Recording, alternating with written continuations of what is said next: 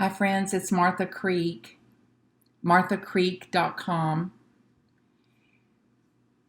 I'm called to serve humanity, and I sum it up by saying I'm called to serve those who serve. So I offer this recording here to remind you that that's how much I think of you.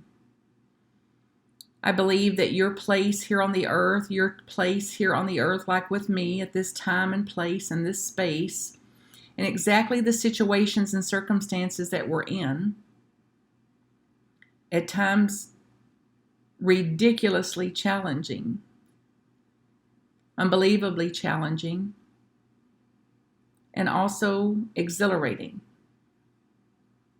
Aware that something, the next greatest iteration of ourselves and of humanity, is birthing itself here now. And that these pains, these labor pains of this new order, is what's referred to some now as the messy middle. And messy it is. And I want to offer some things here, hopefully that will bolster you up to stay the course with your own calling and what it is, whether it be a parent or the president of something, a sibling, co-workers, colleagues, ministry work, organizations, entrepreneurs, families, and in every way possible, that this is then offered, that regardless of what roles you're in and what roles you're called to fulfill here for this shift in consciousness and expanding consciousness, that this is offered to bolster you, to be wind beneath your wings in some way. So think about if you've heard things like this come through your own mind. For example, God will protect me and my family.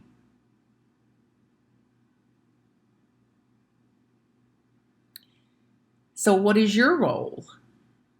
So God will protect, God's will. If God's not your word, then life will, universe will, creator will, whatever you believe that to be.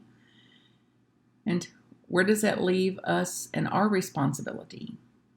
And minding our own mind and mining our own mind and the potential that exists there. So look at your nonstop lifestyles for some of you, this rat race and run and do, believing somehow that we're immune from any limits or needing any limits. And I can tell you from the oldest of three, born to two youngest, and an achiever on the Enneagram, if you study that, and the director type with other personality profiles, that it's no little thing to swallow that bitter pill of, yes, we all have some limits. And to know that we cannot run at the pace and the bandwidth we're running without some extra renewal, revitalization, rejuvenation, restoration, and to allow our mind and body and hearts to get integrated and in balance, and to get some immunity built, emotional immunity, physical immunity certainly, and spiritual immunity as well. So think about your excuses, if you will, for all the doing, for going fast and going faster, and the consequences of running at this speed and this bandwidth. And, those of us that do, we plow through this like we're, tractor trailers doing 90 in the fast lane. And then everybody that's wimpy is in our way. Think about the visual of a little Volkswagen Bug, doing the speed limit, doing 50. And we're the big tractor trailers doing 90 in the fast lane. And what the consequences of that are to ourselves, to our own systems, and to our relationships and their systems.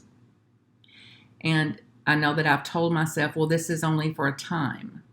This won't last forever, just for this one project or just for this one situation. I believe that you can relate to that too. How that we keep this going, chronically keep this going without ever looking at just how long it's been running and just what the consequences of running at that speed, velocity, and bandwidth are on ourselves, on our own hearts, our own emotions, our own spiritual life and spiritual practices, as well as our relationships, and very important, others. I know that I've said it's my calling. I have to do this. I've got to put in extra hours, no rest for the weary. So think about this. If this sounds familiar to you, what the consequences of that are. And that this rationalization of this lack of understanding the importance of limits, this rationalization of weak boundaries for ourselves and others, that we begin to teach each other from this format too. I need to keep everybody happy. Ha ha ha. So I hope that you're laughing at that one too, because hopefully, surely by now, if you're more than 12 years old, that you've thrown in the towel of ever keeping anyone happy or ever getting everyone happy, that there's no such thing as that. And even though we laugh about it and it does get funnier and funnier, look at how we're still efforting to get everybody happy. Everybody in the family, everybody in the household, everybody in the office place, get happy, happy, happy. And the fake positivity of that, the disallowing then of anything that doesn't match our happy protocols.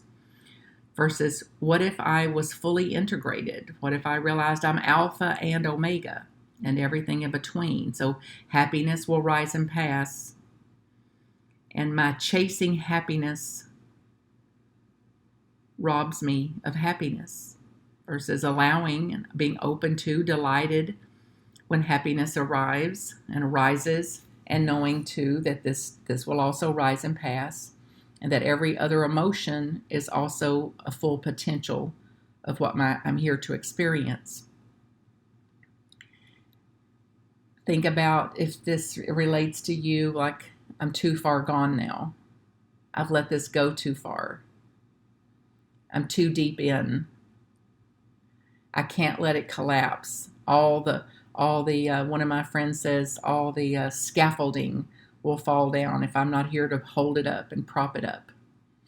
So think about that and what we're teaching by taking responsibility for things that are not ours, doing for others what they actually can do for themselves, and certainly they are responsible to do for themselves.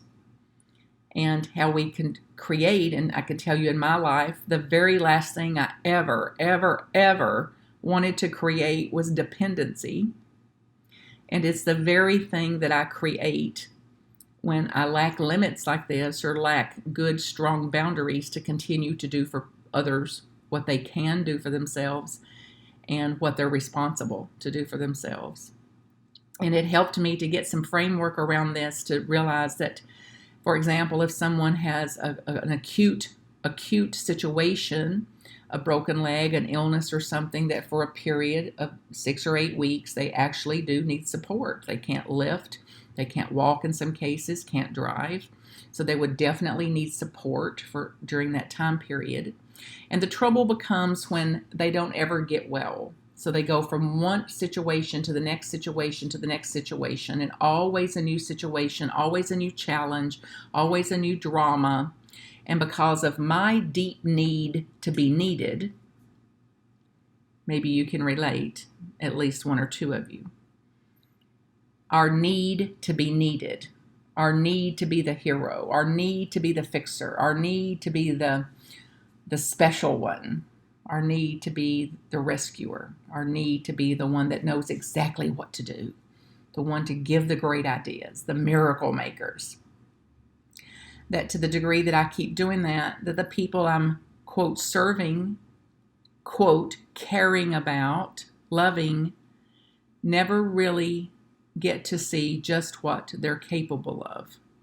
So this enabling, and the word and the term enabling, is very consequential, that I'm actually robbing them of their capacity to develop, to discover, and to develop their own inner capacities, and to awaken to just what they're capable of. So then I will often complain then that people are too needy or getting too dependent on me without ever looking at what's my part and how was I party to that, and what was the payoff to me for me to get my own fix out of that. And then see if I've got to keep this up because there's nobody else to do it. It's all on me, the weight of the world. I'm responsible for them. I'm responsible for the relationships. I'm responsible for the family. I'm responsible for the company. I'm responsible for their payments. I'm responsible for their obligations. And it's not the truth. Actually, I'm not responsible for that. And you're not responsible for that either. So then think about a time or a teacher maybe that you've had that you thought had good boundaries, that was able to set limits, and what that would look like. Who was that in your world?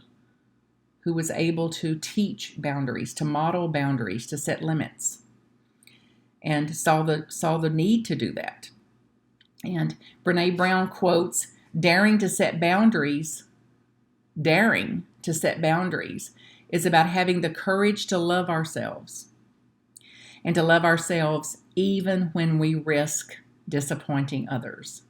And that I know for us helpers, us earth angels, us caring types, that we're mortified at the thoughts of letting somebody down or being a disappointment to somebody. So think about then, what's the consequences on you if you're not willing for others to have disappointment? What does that actually cost you? What's the effects of that on your own life? So then let's think about some things we could do, particularly in these times, to be a little more creative with setting some limits or boundaries or whatever you want to call them, and to do so lightly, so that it's not a hard line in the sand, unless it needs to be a hard line. And if it needs to be a hard line, it may need to be a hard line in concrete, not just sand.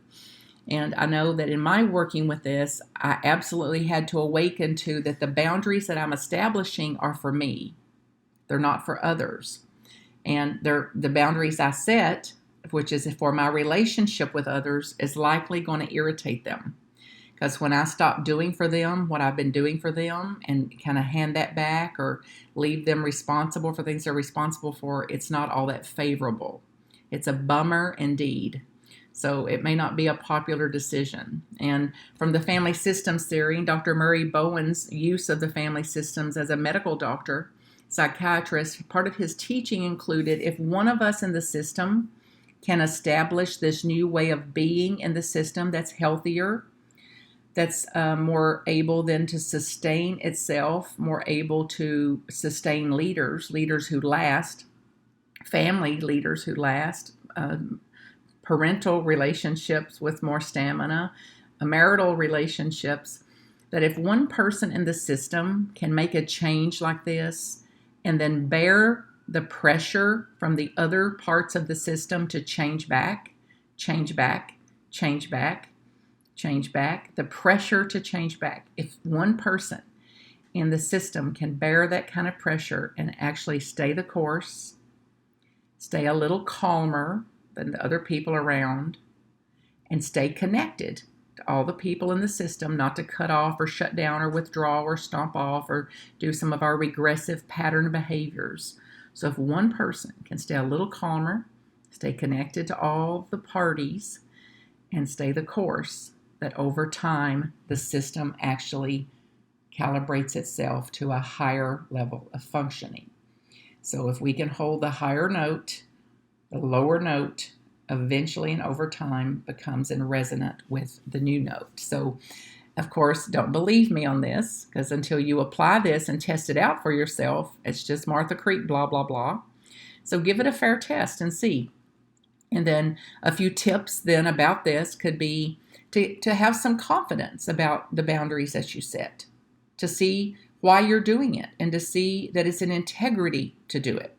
So that get yourself on solid ground about the boundaries you're going to set, if you're going to use them, new limits that you're going to set, and even if you already have some, to look to see if there's gaps in there or kind of slippery slopes with them, and how to just dial that up maybe 10 degrees or close those gaps a little bit. and to actually then be willing to be seen as assertive or aggressive or mean or uncaring or unloving or the very thing that you're afraid of being called, the very thing you've worked your whole life so somebody wouldn't see you as. Be prepared to be seen as that and to go ahead and work that out in yourself, in your own deep inner work, that the worst thing they can think about you, you already think about you. So words cannot hurt me. Sticks and stones may break my bones, and words cannot hurt me because the worst thing they can think about me, I already think about me. So get some confidence about whatever they say about me. It's nothing new. No new thought under the sun.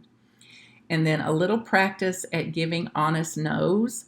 And no's are very, very, very scary to say because we are afraid that they'll love us, cut off from us, won't like us. Even I know when I track the real deep fears of my mind that if I say no to them, they'll actually die or get sick and won't take care of themselves. So there's some very, very, truly, very, very scary things in the catacombs of that fear life about why we won't say no to somebody.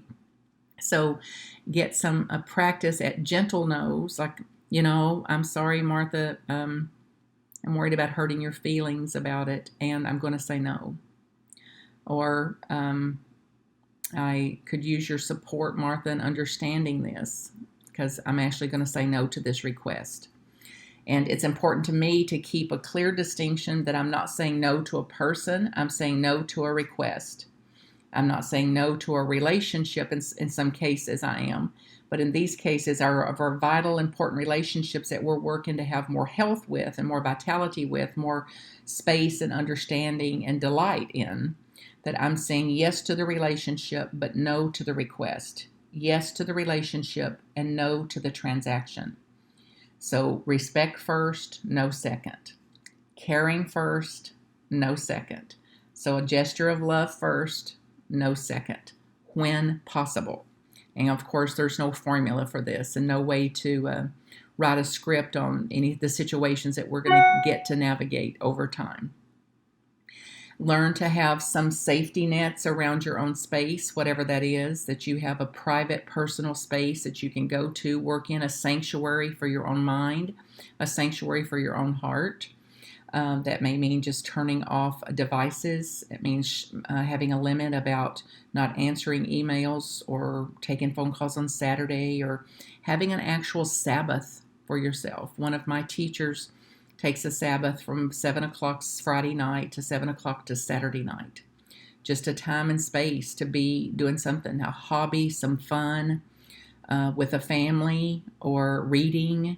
So one time during the week of a true Sabbath, whatever that may look like for you.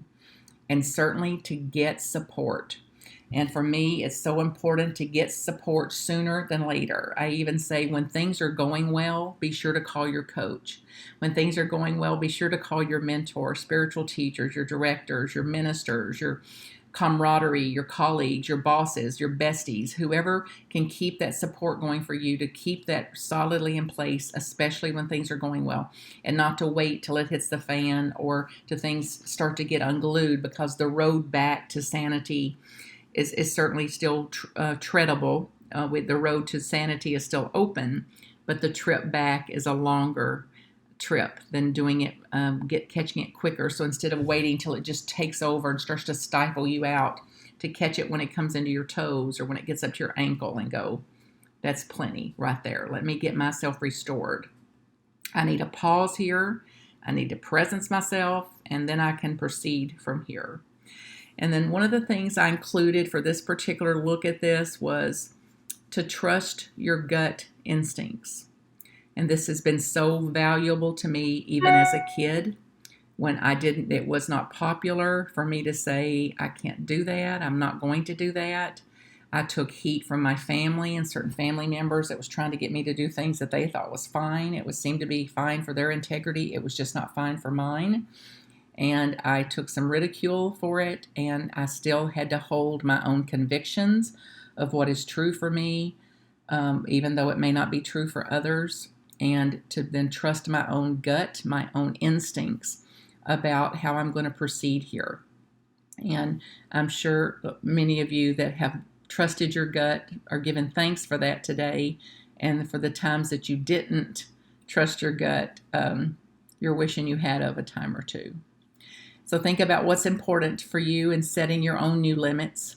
And we're in a high time now, this very auspicious time, to get a little more a priority around this, I think, so that we can protect our most important priorities, the priorities of our minds, the priorities of our heart, the priorities of our emotions and of our relationships and our values, what matters the most to us. It also brings more efficiency, which is important to achievers, to want to be as efficient as we can. And to even ask when you can to check it out with the people you're working with or living with, to get some buy-in, to ask for support, that you're working on being better in relationships and saner and more coherent in relationships. So even getting buy-in at times could be practical to say that. And recognize also that others' boundaries, you may have more mindfulness about that now, even when somebody steps back from you, to watch that. If they're avoiding eye contact, if they turn away or sideways, body languages, nervous gestures, flinching, things that are there that are boundaries in some way. And that it's just like that's then responsible and highly, highly functional for us to be able to read their signals as well. So plenty to chew on. Love, love, love to you all. Blessings in all you do. Blessings to all your family, to your dreams, to your doing, to your thinking and your feeling. Dreams of what are you looking forward to, and why setting limits and maybe some new boundaries is necessary for you to go in the direction of your own dreams. Great, great, great big love and hugs to you. www.marthacreek.com to get in touch with me. And any way I can serve you, it's yours.